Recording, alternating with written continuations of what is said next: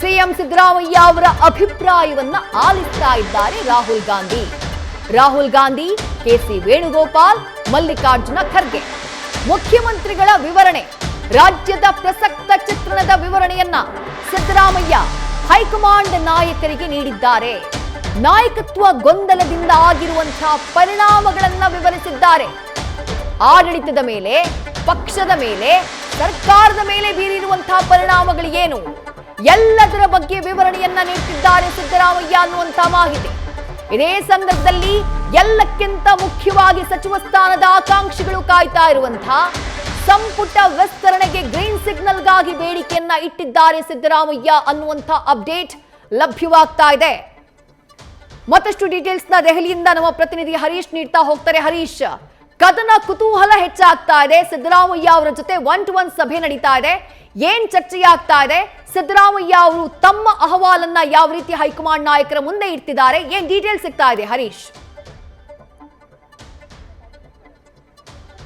ವಿದೇಶದಲ್ಲಿ ಬಹಳ ಮುಖ್ಯವಾಗಿರುವಂತದ್ದು ಈಗ ಕಾಂಗ್ರೆಸ್ನ ಕೇಂದ್ರ ಕಚೇರಿಯ ಇಂದಿರಾ ಭವನದಲ್ಲಿ ಕಳೆದ 1 ಗಂಟೆಯಿಂದಲೂ ಕೂಡ ಸುದೀರ್ಘವಾಗಿ ಮಹತ್ವದ ಸಭೆ ಕೂಡ ನಡೆಸ್ತಾ ಇದೆ. ಒಂದು ಸಿಎಂ ಸಿದ್ದರಾಮಯ್ಯ ಅವರ ಜೊತೆ 1-to-1 ಮಾತುಕತೆಯನ್ನು ಕೂಡ ರಾಹುಲ್ ಗಾಂಧಿ ಅವರು, ವೇಣುಗೋಪಾಲ್ ಮತ್ತು ಮಲ್ಲಿಕಾರ್ಜುನ ಖರ್ಗೆ ಅವರು ನಡೆಸ್ತಾ ಇದ್ದಾರೆ. ಸೊ ಎರಡನೇ ಮಹಡಿಯಲ್ಲಿ ಇದೊಂದು ಮಹತ್ವದ ಮಾತುಕತೆ ನಡೆದಿದೆ.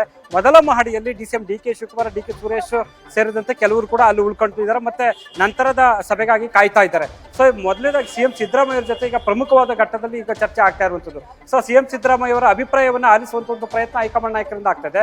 ಖುದ್ದು ರಾಹುಲ್ ಗಾಂಧಿ ಅವರು ಸಿಎಂ ಸಿದ್ದರಾಮಯ್ಯ ಅವರ ಅಭಿಪ್ರಾಯವನ್ನ ಕೇಳ್ತಾ ಇದ್ದಾರೆ.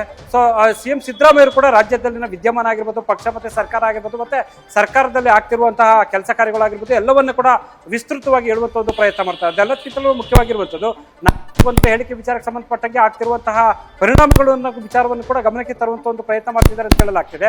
ಅಂದ್ರೆ ಪಕ್ಷ ಮತ್ತೆ ಸರ್ಕಾರದ ಮೇಲೆ ಆಗುವಂತ ಪರಿಣಾಮಗಳಾಗಿರ್ಬೋದು, ಮತ್ತೆ ಅಧಿಕಾರಿ ವಲಯದ ಮೇಲೆ ಆಗಿರುವಂತಹ ಪರಿಣಾಮ ಆಗಿರ್ಬೋದು, ಹೀಗೆ ಬೇರೆ ಬೇರೆ ರೀತಿಯಲ್ಲಿ ಕೂಡ ಆಗಿರುವಂತಹ ಪರಿಣಾಮಗಳ ಬಗ್ಗೆ ಹೈಕಮಾಂಡ್ ಗಮನ ಸೆಳೆಯುವಂತ ಒಂದು ಪ್ರಯತ್ನ ಮಾಡ್ತಿದ್ದಾರೆ ಅಂತ ಹೇಳಲಾಗ್ತಿದೆ. ಹಾಗಾಗಿ ನಾಯಕತ್ವ ವಿಚಾರಕ್ಕೆ ಸಂಬಂಧಪಟ್ಟಂಗೆ ಗೊಂದಲಕ್ಕೆ ಬ್ರೇಕ್ ಎಳಿಬೇಕು ಅನ್ನುವಂತ ನಿಟ್ಟಿನಲ್ಲಿ ಸಿಎಂ ಸಿದ್ದರಾಮಯ್ಯ ಅವರು ರಾಹುಲ್ ಗಾಂಧಿ ಅವರ ಮುಂದೆ ಒಂದಷ್ಟು ವಿಚಾರಗಳನ್ನ ಹೇಳುವಂತ ಒಂದು ಪ್ರಯತ್ನ ಮಾಡಿದ್ದಾರೆ ಅಂತ ಗೊತ್ತಾಗಿದೆ. ಜೊತೆಗೆ ಸಚಿವ ಸಂಪುಟ ಪುನರ್ರಚನೆಗೆ ಗ್ರೀನ್ ಸಿಗ್ನಲ್ ಕೊಡಬೇಕು ಅನ್ನುವಂತ ಮನವಿಯನ್ನು ಕೂಡ ಅವ್ರು ಮಾಡಿದ್ದಾರೆ ಅಂತ ಹೇಳಲಾಗ್ತದೆ. ಯಾಕಂದ್ರೆ ಈಗಾಗಲೇ 3 ವರ್ಷ ಆಗಿದೆ, ಉಳಿದೇ ಇರುವಂತ 2 ವರ್ಷ ಆಗಿದೆ.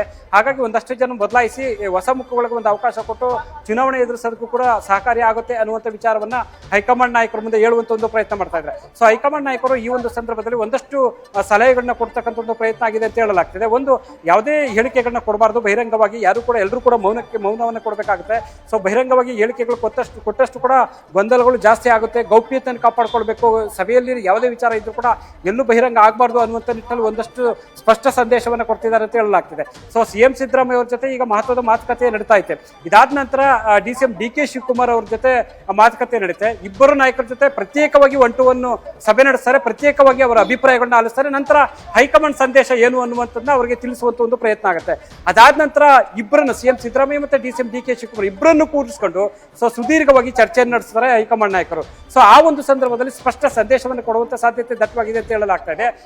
ಒಂದು ರಾಜ್ಯಸಭೆ ಚುನಾವಣೆಗೆ ಸಂಬಂಧಪಟ್ಟಂಗೆ ಚರ್ಚೆ ಜೊತೆ ಆದ್ರೂ ಕೂಡ, SIR ಆಗಿರ್ಬೋದು, ಬೇರೆ ಬೇರೆ ವಿಚಾರಗಳು ಆದ್ರೂ ಕೂಡ ಪ್ರಮುಖವಾಗಿ ನಾಯಕತ್ವದ ವಿಚಾರದೇ ಆದ್ಯತೆ ವಿಚಾರ ಆಗಿದೆ ಅಂತ ಹೇಳಲಾಗ್ತಿದೆ.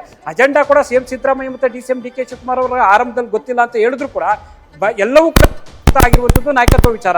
ಹಾಗಾಗಿ ನಾಯಕತ್ವಕ್ಕೆ ಗೊಂದಲಕ್ಕೆ ತೆರಳಿಬೇಕು ಅನ್ನುವಂಥ ನಿಟ್ಟಲ್ಲಿ ಕೂಡ ಹೈಕಮಾಂಡ್ ನಾಯಕರು ಸ್ಪಷ್ಟ ನಿಲುವನ್ನು, ಸ್ಪಷ್ಟ ಸಂದೇಶವನ್ನು ಇವತ್ತು ಕೊಡುವಂತ ಸಾಧ್ಯತೆ ಆಗ್ತದೆ. ಸಂಜೆವರೆಗೂ ಕೂಡ ಇದು ಮ್ಯಾರಥಾನ್ ಮೀಟಿಂಗ್ ನಡೆಯುವಂತ ಒಂದು ಸಾಧ್ಯತೆ ದಟ್ಟವಾಗಿದೆ. ಹಾಗಾಗಿ ಇದು ಸದ್ಯಕ್ಕೆ ಫುಲ್ ಸ್ಟಾಪ್ ಬಿಡುವಂತ ಲಕ್ಷಣಗಳು ಇಲ್ಲ. ಈಗ ನಾಯಕತ್ವ ಬದಲಾವಣೆಗೆ ಸಂಬಂಧಪಟ್ಟ ಹಾಗೆ ಅಥವಾ ನಾಯಕತ್ವಕ್ಕೆ ಸಂಬಂಧಪಟ್ಟ ಹಾಗೆ ಬಹಿರಂಗವಾಗಿ ಚರ್ಚೆ ಮಾಡೋದು ಬೇಡ ಅನ್ನುವಂತಹ ಸೂಚನೆಯನ್ನ ಸಭೆಯ ಆರಂಭಕ್ಕೂ ಮುಂಚೆಯೇ ಹೈಕಮಾಂಡ್ ನಾಯಕರು ಕೊಟ್ಟಿದ್ದಾರೆ ಅಂತಂದ್ರೆ ನಾಯಕತ್ವ ಬದಲಾವಣೆ ಆಗೋದಿಲ್ವಾ ಹಾಗಾದ್ರೆ ಅನ್ನುವಂಥ ಪ್ರಶ್ನೆ ಸಹಜವಾಗಿ ಮೂಡುತ್ತೆ. ಸಿದ್ದರಾಮಯ್ಯ ಅವರ ಸ್ಥಾನ ಅಬಾಧಿತ ಅನ್ನುವಂಥ ತೀರ್ಮಾನಕ್ಕೆ ಹೈಕಮಾಂಡ್ ನಾಯಕರು ಬರ್ತಾರಾ ಅನ್ನುವಂಥದ್ದು ಸಹಜವಾಗಿ ಪ್ರಶ್ನೆ ಕಾಡುತ್ತೆ.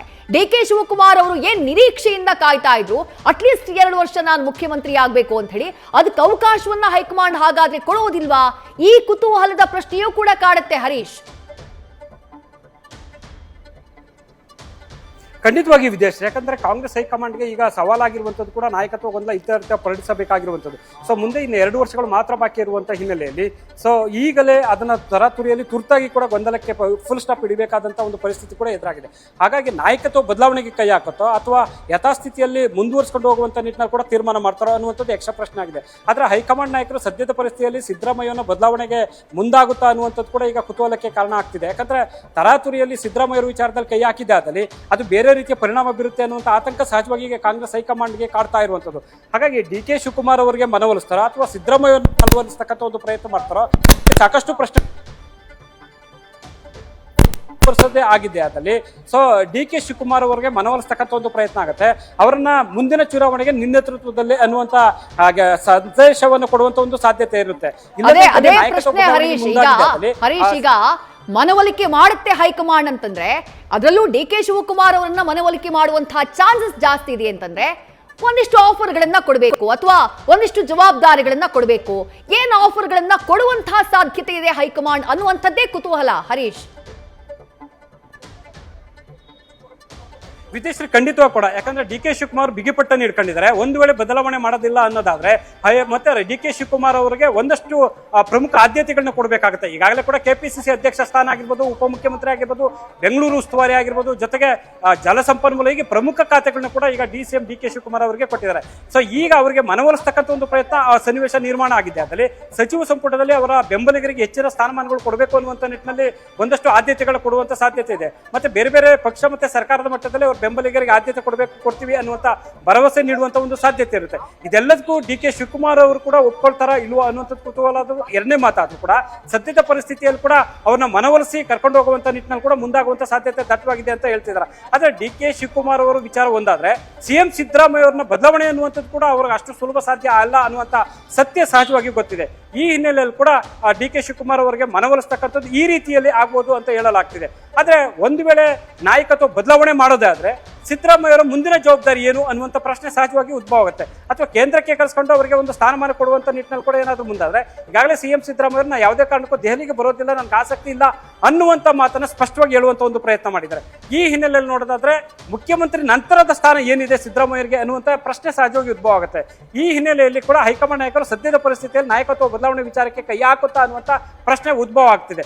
ಬೇರೆ ಬೇರೆ ರಾಜ್ಯಗಳಲ್ಲಿ ಕಾಂಗ್ರೆಸ್ ಅಧಿಕಾರವಂತ ಇರುವಂತ ರಾಜ್ಯಗಳಲ್ಲಿ ಒಬಿಸಿ ಹೊರತಾಗಿ ಮುಂದುವರೆದ ಸಿಎಂ ಸಮುದಾಯದ ಸಿಎಂಗಳಿದ್ದಾರೆ. ಹಾಗಾಗಿ ಇಲ್ಲಿ ಕರ್ನಾಟಕದಲ್ಲಿ ಮಾತ್ರ ಒಬಿಸಿ ಸಿಎಂ ಇರುವಂತದ್ದು. ಈ ಹಿನ್ನೆಲೆಯಲ್ಲಿ ಅಳೆದು ತೂಗಿ ಸಾಧಕ ಬಾಧಕಗಳನ್ನ ನೋಡಿ ಪರಾಮರ್ಶೆ ಮಾಡಿ ಹೈಕಮಾಂಡ್ ನಾಯಕರು ಎಚ್ಚರಿಕೆ ಇಟ್ಟು ತೀರ್ಮಾನ ಮಾಡ್ತಾರೆ ಅಂತ ಹೇಳಲಾಗ್ತದೆ ವಿದೇಶಿ. ರೈಟ್ ಹರೀಶ್, ಮತ್ತೆ ನಿಮ್ಮನ್ನ ಸಂಪರ್ಕ ಮಾಡ್ತೀನಿ. ನ್ಯೂಸ್ ಫಸ್ಟ್ ನಿರ್ಭೀತಿಯಿಂದ ನಿಮ್ಮ ಪರವಾಗಿ.